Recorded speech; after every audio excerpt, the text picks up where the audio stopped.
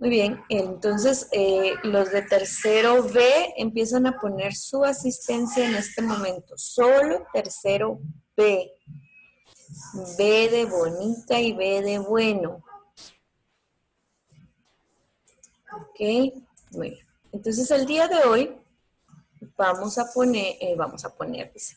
ver el tema de la Guerra Fría, el reparto del mundo, la Unión Soviética y Estados Unidos como potencias hegemónicas. ¿Qué quiere decir hegemónico?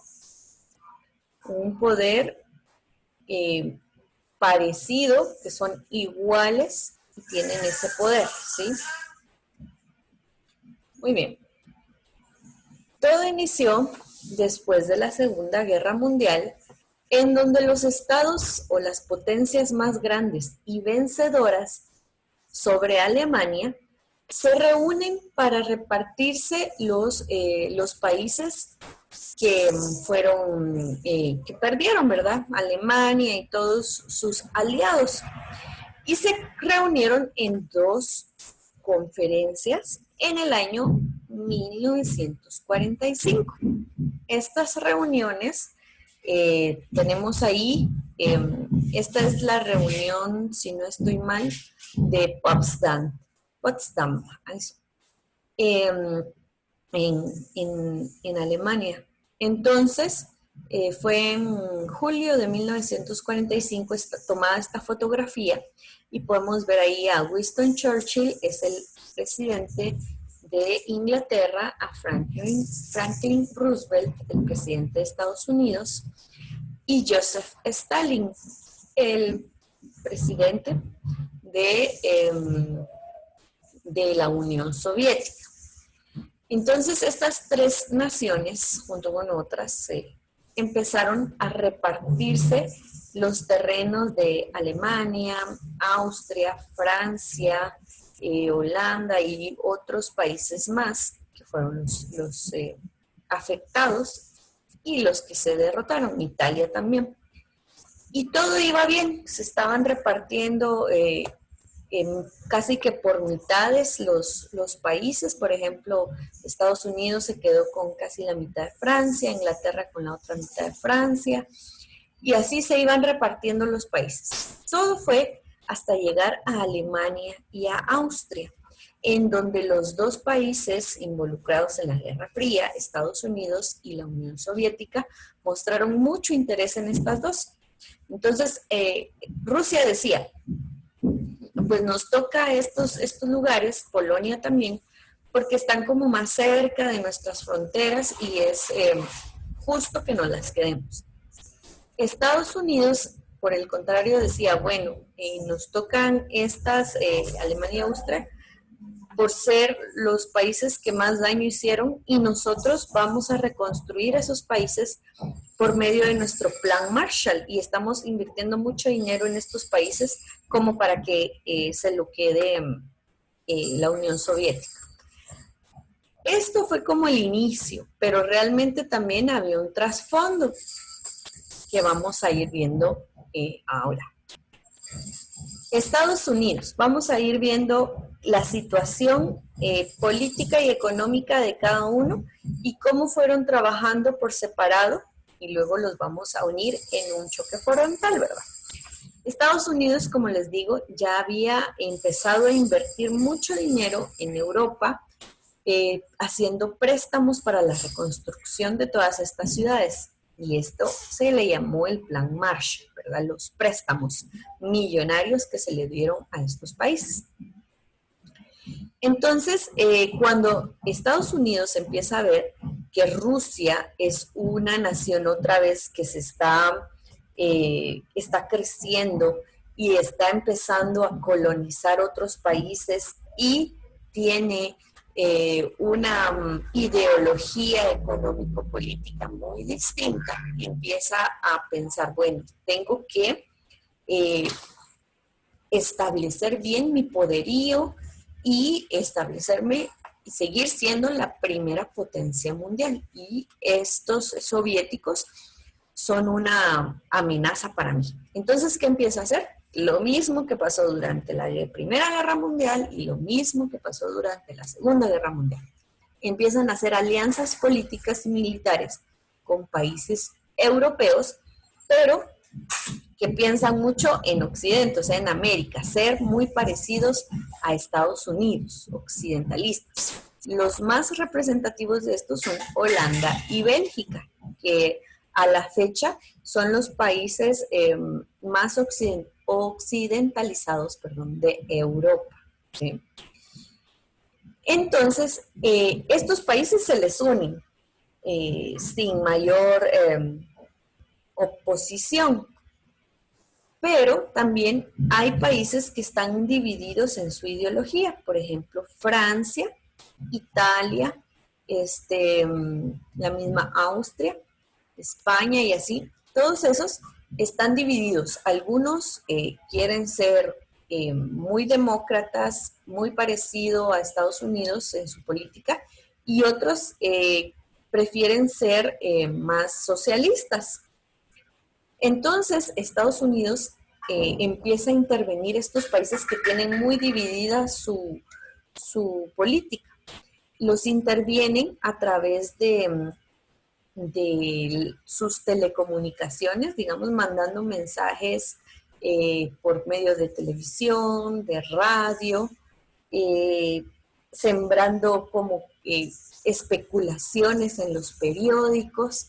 Y entonces esto empieza a ser también una intervención. Y posteriormente, como vamos a ver con la formación de la ONU, empiezan a tomar de excusa que Estados Unidos ayuda militarmente a los países que así lo necesitan porque se ven oprimidos o invadidos de alguna forma. Entonces, hay un intervencionismo militar en las guerrillas liberales democráticas y así es como Estados Unidos empieza a ganar mucho más terreno en Europa. Entonces, cada vez se le unen más países y a esta alianza entonces se le llama la OTAN o la Organización del Transatlántico Norte, con lo cual se alía Francia, Alemania e Inglaterra a través de sus partidos federales. Alemania queda dividida también en dos grupos, en el grupo federal y en el grupo socialista. Entonces, toda la parte federal se le une a Estados Unidos. Y esto es para lograr una hegemonía militar, política y económica, obligando a los países subordinados a unirse. Hay muchos países asiáticos que le pertenecen a estos países también. Entonces empiezan a intervenir Asia. Por ejemplo, está Turquía, Taiwán, la India, que son países que empiezan y deben volverse en ese momento capitalistas y se vuelven como colonias estadounidenses y británicas o inglesas. Y por último, lo que persigue la OTAN es evitar que los países asiáticos se independicen, porque están, después de la Segunda Guerra Mundial, todos los países quedan en convulsión así, y a través de la ONU también todos dicen, bueno, podemos independizarnos y formar nuestra propia democracia o nuestra propia, y nuestra propia unidad política.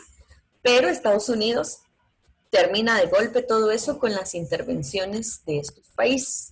Obviamente los políticos de ese momento son los que también ceden ante esto y por los beneficios, ¿verdad? Todo tiene que ver un poco también con la corrupción a nivel mundial.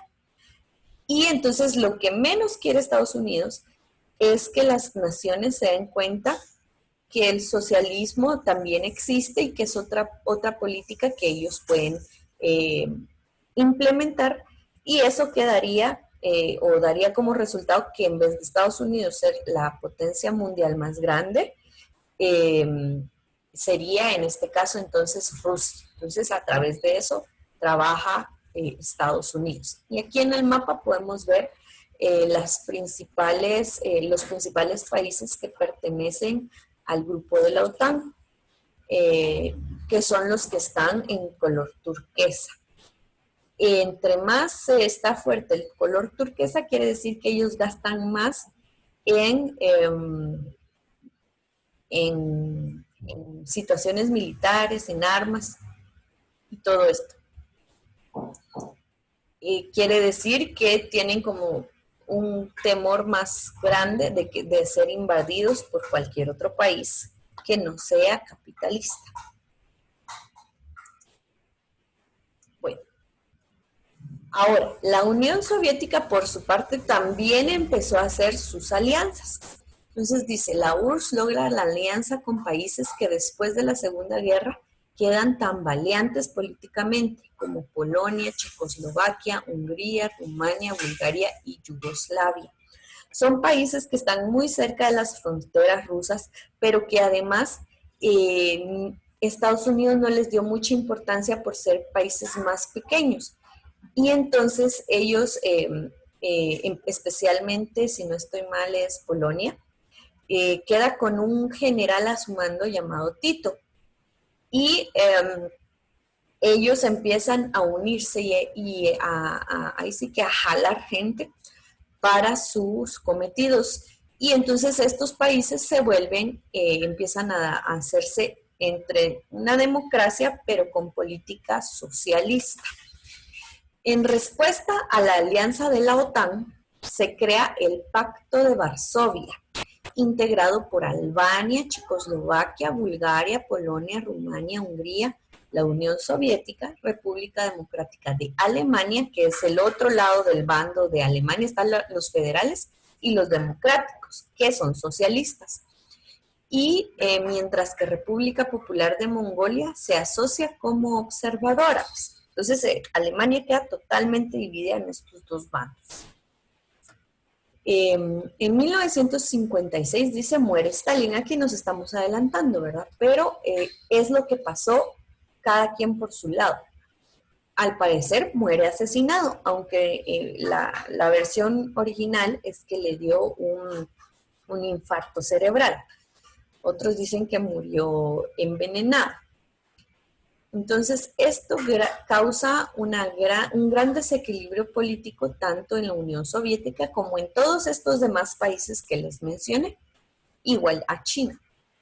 Quedan al mando los funcionarios del partido PCUS, participantes de la revolución bolchevique, esta revolución que se dio años atrás durante la Primera Guerra Mundial. Frente al partido queda, en vez de Stalin, queda Nikita Khrushchev. Este señor incrementó la liberalización económica y se inició una política exterior más flexible y con más iniciativas diplomáticas, llevada en muchas ocasiones de un modo directo por Khrushchev. En este momento empiezan a poner su nombre los de tercero C, por favor, tercero C, la C de casa. Solo tercero C. Bueno, entonces se incrementó la liberación, ay, no puedo decirlo, económica. Bueno, el lema de esta política fue la coexistencia pacífica. En la visión de Khrushchev, el mantenimiento de la paz y el status quo no estaba reñido con las rupturas. Incluso la especulación y la emulación entre el campo capitalista y socialista, y no solo los terrenos políticos o ideológicos, sino también el económico, técnico y militar. Entonces, Khrushchev lo que quería era conciliar a los Estados Unidos con la Unión Soviética y decir, bueno, trabajemos cada quien, ustedes trabajan sobre el capitalismo, nosotros sobre el socialismo, y el que quiera unirse, que se una. Pero esto no les gustó a las demás naciones pequeñas que se estaban independizando. Ellos pensaron en ese momento que Khrushchev los había traicionado y que quería prácticamente venderle a Estados Unidos todos los logros que ellos habían obtenido después de la Segunda Guerra Mundial, porque ellos querían seguir sobre un régimen político socialista. Y Stalin pues era bien tajante ante eso de decir la lucha contra el capitalismo es parte de la Unión Soviética. Y Khrushchev dijo no, porque vamos a pelear. Tiempo después se dieron cuenta, pero ya era muy tarde, que Khrushchev lo que quería era nada más llevar las cosas en paz, no quería una guerra, pero fue tiempo después.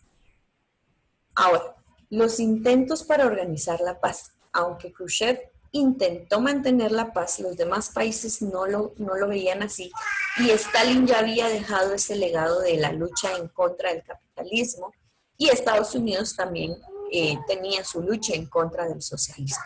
Entonces, la ONU en 1945 se fundó tras la Segunda Guerra y sus objetivos fueron proclamados en la Carta Fundacional, ya los conocemos, que son asegurar la paz por medios pacíficos y la defensa de los derechos del hombre. Y todos los que quieran pertenecer a la ONU tienen que tomar nada más o aceptar esa carta, en donde no se van a invadir, no se van a crear alianzas, no se van a declarar la guerra, sino que van a dialogarlo diplomáticamente. La situación fue que la ONU se crea a través de una asamblea en donde todos deben votar. Y tanto Estados Unidos como la Unión Soviética pertenecen a esa asamblea y sus votos son o tienen más validez que todos los demás. Entonces, a través de este poder que ellos tienen en la ONU, se aseguran de que todo lo que dice la Carta de la ONU no tenga validez al final de cuentas y solventan así el seguir atacándose y seguir utilizando a las pequeñas a los pequeños países, porque realmente un enfrentamiento entre Rusia y Estados Unidos nunca se dio, pero sí se dieron muchas guerras pequeñas en los países que ellos querían colonizar o que ellos querían intervenir, ¿verdad? Y todavía a la fecha hay muchos países que siguen en estas contiendas por la división política ahora ya no lo llamamos socialismo y capitalismo, lo llamamos de otra manera, pero siempre hay una intervención política de estas grandes potencias. Vamos a ver entonces cuáles fueron los enfrentamientos y los verdaderos motivos de la Guerra Fría. Entonces, el enfrentamiento frontal entre los bloques, entre el capitalismo o el imperialismo estadounidense y el socialismo soviético. La lucha de dos estrategias orientadas a un mismo fin. Realmente ellos querían lo mismo, que era la dominación hegemónica, tener el poder total de las naciones, de una u otra potencia mundial sobre la mayor parte del mundo. Entonces, Alemania en la Primera y en la Segunda Guerra Mundial fue directo. Por lo menos eso se le puede reconocer al Imperio Alemán, ¿verdad? Ellos no estuvieron entre las ramas como se dio en esta guerra. Estados Unidos y Rusia fueron algo así como, de repente lo podemos tomar cómicamente, como cuando están dos personas ebrias intentando pelear y ninguno de los dos se da un golpe, solo se amenazan. Así estuvieron todo el tiempo Estados Unidos y la Unión Soviética. Solo se amenazaban, solo se tiraban barrio, por decirlo así, pero nunca entre ellos un enfrentamiento. Pero sí utilizaban a todas las demás regiones y a todos los demás países para estar en constante pelea. Entonces, a este tiempo, ya en 1950 y tantos, estaba Harry Truman de presidente de los Estados Unidos. Él formuló un plan llamado Doctrina, mediante el cual dice se defendía el derecho y el deber de su país para intervenir militarmente y expandirse económicamente para ayudar a los estados amenazados por el avance comunista. ¿Cómo era esto de la doctrina? Lo que les decía, a través de... si se corta, chicos, volvemos a empezar en el mismo link porque solo tenemos 6 minutos y vamos a trabajar unas páginas del libro. Entonces, Mi de asistencia solo tomó a la B y a la C y no toma la A. En este momento, la A, por favor. Todos los de la A. Entonces, a través de la televisión, a través de la radio y de panfletos, se decía que los comunistas eran malos, o que los socialistas, ¿verdad? Especialmente los soviéticos, eh, eran personas malas, que se comían a los niños, que los hacían jabón, que en secreto todas las personas en las casas tenían armas, que a los niños se les enseñaba desde pequeños a matar y un montón de cosas así que les daban mucho temor a todos los demás países que no conocían realmente la Unión Soviética. Y esa fue la situación de la doctrina. Por eso, si nosotros pudiéramos hablar con alguien estadounidense todavía a la fecha, ellos pensar en el socialismo es pensar en algo muy malo, en que se les va a quitar la oportunidad de poder ellos comprar y consumir lo que se les antoje. Si alguien verdaderamente americano, nacido allá y criado con todas sus ideologías, va a ser alguien muy temeroso de que se le quiten sus derechos de comprar artículos, de vivir la vida como se le dé la gana. Entonces, esa fue parte del plan de la doctrina que sí les funcionó.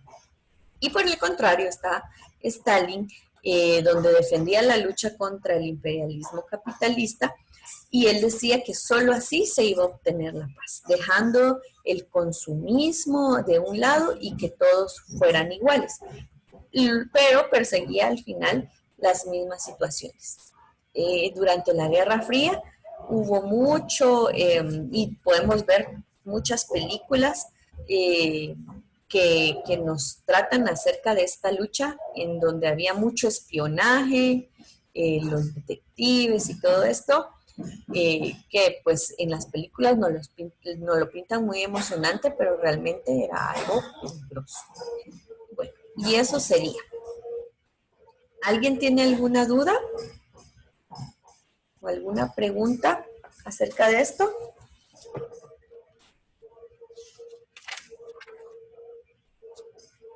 ¿No?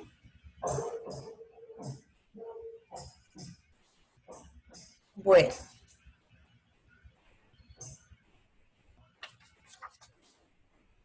Vamos a dejarlo hasta ahí. Mañana nos vamos a volver a ver y entonces ya realizamos lo del libro y vemos la segunda parte o el final de esto de la Guerra Fría. De una vez les comento, el día de mañana todos deben tener su cámara encendida. El que no tenga la cámara encendida lo voy a tener que sacar porque ya me regañaron de que no encienden su cámara y es parte de las reglas que se dieron al principio de cuando iniciamos todo esto. Entonces, yo también los quiero mucho, de una vez les digo. Y ahí voy a estar viendo sus tareas. No se preocupen, voy a estar revisando y revisando, solo ténganme paciencia, por favor. Y eso sería todo. Ya nos quedan 2 minutos. Seguros que nadie tiene más dudas, ¿verdad?